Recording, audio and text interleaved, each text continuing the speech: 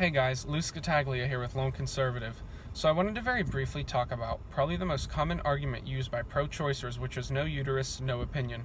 This argument is mainly used by pro-choice women against pro-life men, and it's wrong for a couple reasons.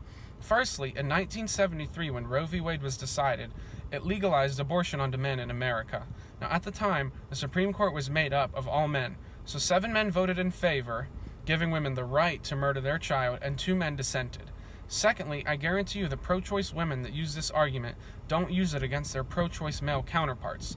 So if the pro-choice movement wanted to start winning people to their side, they should drop the arguments that reek of sexism and try to gather some facts that support their cause.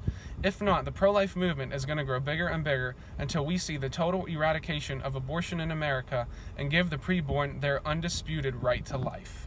Hey y'all, Chris Adkins with Lone Conservative here, and I wanted to take just a minute and tell you how stupid I think the phrase, no uterus, no opinion is. At root, it's illogical.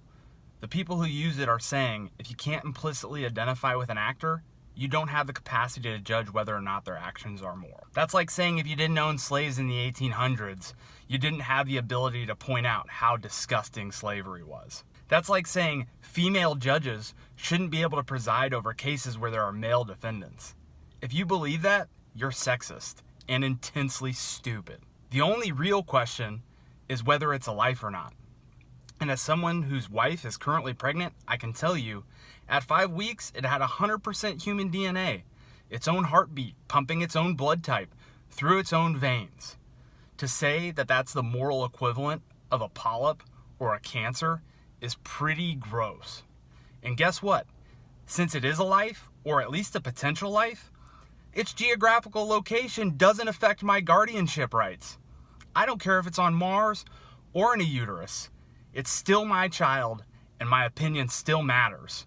And for you to say that it doesn't because I don't have the requisite biological parts is illogical, immoral, and downright disgusting.